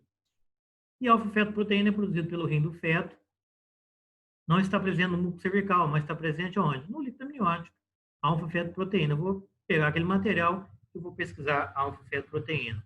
Aí tem um Amissure, que eu esqueci de colocar aí, não tem no Brasil. O teste custa em torno de R$70 a R$100. Tem esses outros testes que são mais simples e dá o diagnóstico também. Se algum dia vocês verem Amissure, existe, tá? Você coloca, é um tubo, um material estéreo, você coloca no líquido amniótico e bota no Amissure. Ele vai mudar a tonalidade, você vai saber se é bolsa rota ou não. Então, se algum dia vocês verem, a Amissure existe, é usado nos Estados Unidos. O teste no Brasil deve dar em torno de R$70 a R$100. A gente não usa, porque a gente não tem nem a fita, às vezes solta essa fitinha que é tão barata, né, de pH, e dá para vários testes, né, a fitinha. E o Amissure é um só, os outros tem que descartar. Aqui um ultrassom mostrando que é óleo gramínea, um feto com pouco líquido aqui, ó. Aqui atrás tem líquido, aqui tem menos, né? E atrás você vê que está em contato em cima, uma imagem ultrassonográfica.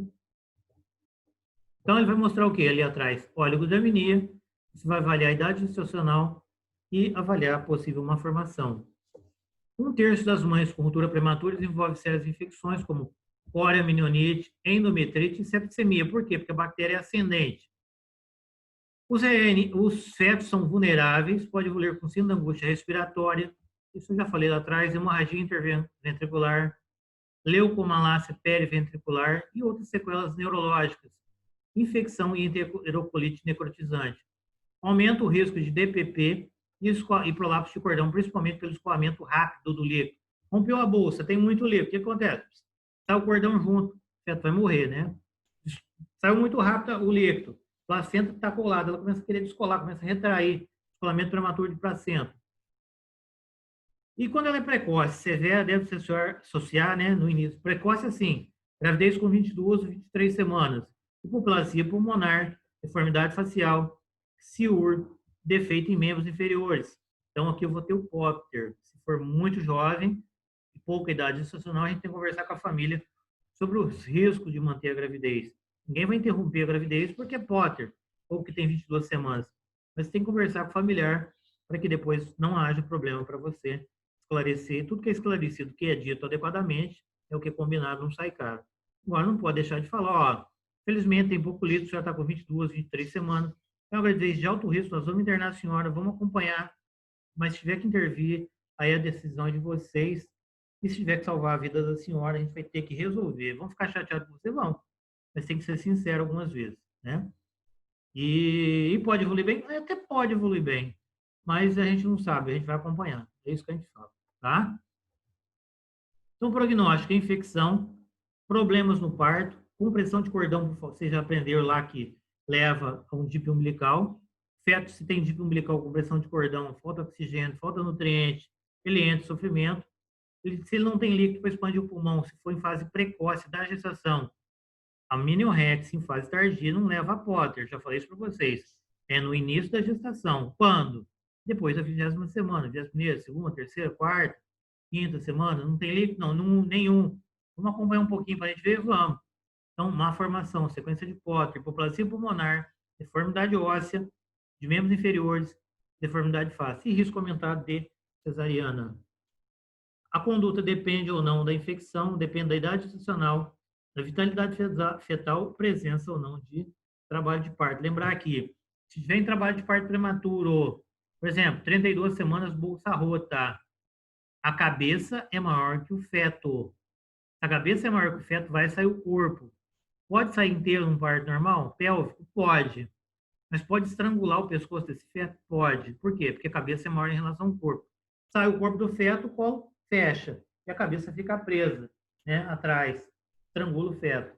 Tem que degolar e cortar pelo colarinho, né? Degolar o feto.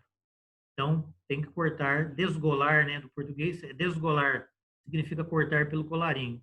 Não amputar a cabeça do feto e tirar o corpo por cima depois, a parte do corpo por cima. Um pedaço sai por baixo e outro por cima. Então, toda vez que vocês tiverem trabalho de parto prematuro, 32, 33 semanas, pélvico, a não ser que esteja nascendo, mas se der, faz cesariano, tá? Porque pode ter uma surpresa desagradável, tá? Então, não diga depois, ninguém avisou, eu não sabia. Ninguém vai querer saber. É obrigação do obstetra saber isso, né? Clínico, tudo bem, mas a gente está formando generalista, não está formando obstetra. Mas eu tenho uma história para contar, que eu não posso contar aqui. Na sala de aula eu conto para vocês, depois vocês lembram de contar sobre um colega que pediu para o outro colega dar força para ele esses dias, porque falou que a paciente estava com dilatação total e ele não sabia fazer parto. Não é, por sorte, não é formado aí, né? É de uma outra faculdade. E aí chegou os dois lá. Foi com uma colega que me contou isso. Por que veio dois? Vocês abandonaram o plantão em tal cidade? Sim, para um dar força. Por quê? Porque a gente não sabe fazer parto. E está com dilatação total. A médica examinou, estava com 1 centímetro, falou, vocês podem voltar. É uma múltipla, nasceria até sozinho, que está cefálico, né? Com você, apesar de vocês, mas não está em trabalho de parto, vocês vão voltar. Então, a gente forma generalista, mas a gente espera que pelo menos saiba fazer um parto, caso seja necessário. Você é médico, apesar de generalista ou de, sei lá, ter uma outra especialidade, tem uma noção. Quantos partos você fez? Nenhum. Quantos você viu? Uns 10, 15, 30, sei lá, 50? Não sei quantos você vai ver, né? Mas sabe como é que faz? Aprendeu as manobras direitinho lá no ambulatório de habilidades? Aprendeu na sala de parto, se tiver fazer? Posso fazer? Pode, pede lá. Vai lá, eu digo do lado. Se tiver, pode fazer. Estou do lado. É lógico que eu vou estar dando assistência. A responsabilidade é minha. Então, não é para vocês assumirem nada. O responsável sou eu, vai lá fazer junto comigo, vou segurar o feto, vocês verem como é que é, e quando tiverem que fazer, saberão fazer, tá? Se por acaso optarem por um dia, ou ter que fazer, né? A gente nunca sabe, mas a gente é médico, então espera que saiba. Eu achei estranho os dois irem junto. Ah, não, a gente veio junto para um dar força pro outro, por quê? Ah, porque lá na faculdade ninguém ensinou a gente, lá onde a gente estudou. Qual a faculdade? Ah, tal faculdade aí. Então, uma pessoa falou isso por uma colega lá, ela me falou. Você acredita que tiveram coragem de falar isso para mim? Eu devolvi a paciente. Eu falei, acredito. Bom, vamos para o que interessa aqui. Antibiótico terapia na conduta conservadora. Está no livro do Rezende, tá? Se eu resolver fazer conduta conservadora, eu quero prevenir infecção decidual ascendente e prolongar um pouquinho a gravidez, reduzir as taxas de infecção neonatal e morbidade associada à prematura. Então, o que eu uso? Segundo o Rezende, 2 gramas de ampicilina IV a cada 6 horas, né? Por um período de 48 horas. Se a paciente for alérgica à ampicilina, eu uso estearato de eritromicina de 500 mg a cada 6 horas. Lembrar que estearato de eritromicina é via oral. Depois, eu associo amoxicilina, 500 mg de 8 em 8 horas, por 5 dias, e faço mais 1 grama de azitromicina. Então, eu fiz 6, 7 dias de antibiótico, parou. Essa conduta eu fiz uma profilaxia por um período e quero prorrogar a gestação por mais um tempo. É lógico que, à vista de qualquer sinal de infecção, alteração no leucograma, PCR aumentado, risco de mortalidade fetal, eu não vou ficar fazendo esquema de antibiótico para prorrogar, eu vou ter que interromper a gravidez para não perder esse feto prematuro. A gente não faz isso de rotina. Mas, se por acaso quiser segurar um pouquinho, o esquema é esse, tá? A amniorrex prematura é muito controverso. Cada livro vocês vão ler uma coisa diferente. Então, nem sempre cai em prova a amniorrex, mas é bom vocês saberem que os maiores problemas em obstetrícia que eu já vi foi com a amniorrex prematura. Então, o diagnóstico, eu vou avaliar a idade gestacional, posição do feto, o índice de ILA, que você já sabe o que é, quanto tem de ILA, né? Normal tem que ser maior que 8, menor que 18, e abaixo de 8 é oligodramina. Hemograma PCR VHS, um exame de urina, uma cultura, e um SWAB do canal cervical e um SWAB anal. O que eu quero pesquisar? Streptococcus do grupo B, tá? Pode vir outro micro-organismo? Pode, mas eu queria saber se tem streptococcus, tá? Monitorizar o estado fetal e o trabalho de parto também, através de cardiotocografia. O quadro clínico, se houver coriominonite, é infecção aqui já do ascendente, né? Do líquido amniótico. A bactéria colonizou, tem coriominonite. O que é que ela vai ter? Febre, ela tem taquicardia, útero doloroso, a palpação. Se tem coriominonite, vou ter pus aqui, líquido purulento, fedorento, morbidade materna, bacteriúria, infecção pós-cesariana, feto anásio com pneumonia, meningite, sepse, sendo angústia respiratória, enterocolite necrotizante e hemorragia interventricular. Eu operei uma ali que era por pus. Eu não botei na aula, eu estava com a ideia de botar na aula de DPP, acho que eu falei para vocês que eu quebrei o telefone, né? E aí eu perdi a fotografia, mas só saía pus daqui dentro, não sei como que... E eu operei porque ela estava com 22/12 de pressão, fiquei com medo de fazer edema agudo de pulmão. Tentei parto normal, o paciente tinha 140 quilos, e eu operei na madrugada num dia desses aí, deve ter 1 mês e meio, 2 meses. O paciente sobreviveu, mas o feto já estava morto. Quando chegou no hospital, ela disse que não sabia que estava grávida, o feto pesou 3,5 kg. Então, o que ela tinha? Pus. Só saía pus de dentro da cavidade. Eu tirei isso tudo aqui, lavei a cavidade, fiz o esquema tríplice de antibiótico, o paciente sobreviveu. 1 semana internada. Tratamento imediato, então, se houver cória, minionite, o que é pus? Tá? Infecção ascendente, líquido fético, purulento, interrupção da gravidez via alta, cesariana, ampicilina de 6 em 6, associada a gentamicina. A genta é 3, genta ou garamicina, a dose aqui está subdose, tá? É 3 mg por quilo, 3 a 5 mg por quilo. Ou, se eu quiser, eu posso associar garamicina ou gentamicina com clindamicina, 800 mg de 8 em 8. Outro esquema é ampicilina, metronidazol com garamicina. Posso fazer esquema tríplice. Amp de 6 em 6. Aí, na verdade, eu uso 1 grama só. 1 grama de 6 em 6. 340, se precisar, 80 kg, 340 mg de genta, dose única dia. E acrescento metronidazol, 500 mg de 8 em 8. Se eu quiser fazer esquema tríplice. Mas eu posso fazer esse esquema aqui acrescentado com clinda. Então, clinda e gento e ampli, tá? É o último slide, tá, gente? Acabou. O diagnóstico. E todo mundo correu aqui para ver, né? Aí tambor lá em cima como é que sai o diagnóstico. Líquido amniótico pelo canal cervical. Aí eu vejo saindo pelo canal vaginal. Passo o papel de nitrazina, deu o pH básico, deu pH 6 ou 7, deu verdinho. Cristalização do muco cervical, cristalizou em muco de samambaia. O que eu tenho que fazer então? O feto está bem? Sim. Avalie a idade gestacional. Quero saber se tem anomalia, pego o ultrassom dela, dou uma olhada. Faço cultura, né, para Streptococcus B, para clamídia e Neisseria. Então, do canal cervical e retal para Streptococcus do grupo B e cervical para clamídia e Neisseria. Monitoriza esse feto. Se houver indicação ou evolução, pode evoluir para parto.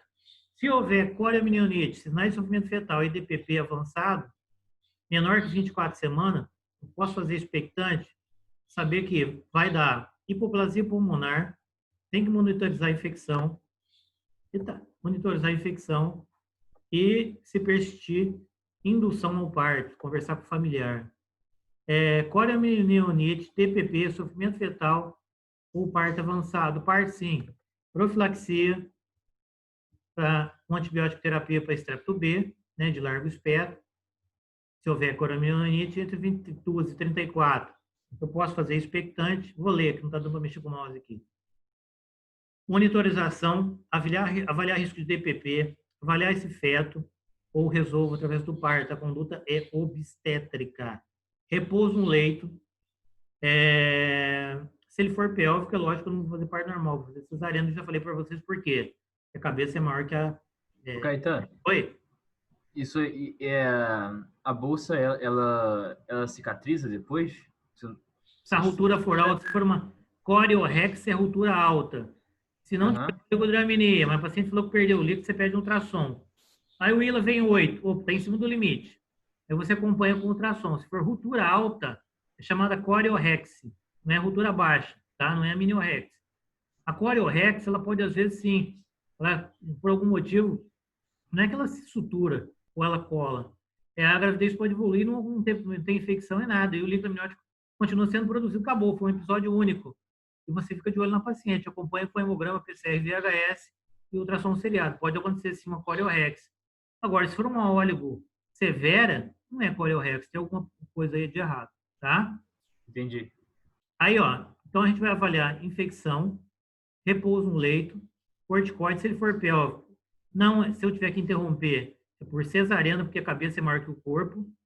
Tocólise por 48 horas. A gente costuma usar Celestone Soluspan, ou do Flan, ou ainda Beta-30, se não tiver o Celestone. A gente prefere Celestone. E ainda dexametasona pode ser usado. A profilaxia de antibiótico por 7 dias, de acordo com aquele esquema do Resende, caso eu queira prorrogar o período de latência do parto. Se tiver maior de 32 semanas, a gente faz profilaxia para Streptococcus grupo B e induz para parto. Se tiver maior de 34 semanas, induz para parto. Faz profilaxia, estiver perdendo líquido, induz para parto. Se alguém quiser dúvida, pode perguntar, que é o último slide, depois a referência bibliográfica. Eu prometo que vou mandar para o e-mail de vocês a aula da semana passada de DPP para placenta prévia. Eu acho que eu mandei para o e-mail errado, vocês não têm. E vou mandar essa aula também. Vou converter, vou botar no YouTube. Vou olhar o que está acontecendo com as aulas. Vou ligar para o Aranda, perguntar se ele não colocou no AVA, por que ele não colocou. Eu falei, vou pedir uma senha para mim para o AVA. Não precisa não, eu coloco as aulas. Você me envia que eu coloco. Então, vocês podem cobrar dele, que ele falou isso para mim. Não estou mentindo, não. Nem Caetano, Oi. eu queria pedir para você não esquecer de ver isso mesmo não, porque a matéria, além de estar bem grande, não ter nem terminado, a prova já está chegando, a gente já começou a fazer P2. Vocês têm E matéria aí, se ainda? deixar muito para frente, a gente vai ficar muito enrolado Está com a faltando matéria. 2 matérias para eu mandar para vocês. Está faltando DPP e placenta prévia e essa matéria aqui. E eu não sei se tem mais alguma coisa, está faltando alguma coisa, que o cronograma, eu não sei, ele que sabe lá. Mas eu acho que Professor, você sabe quais serão as aulas das próximas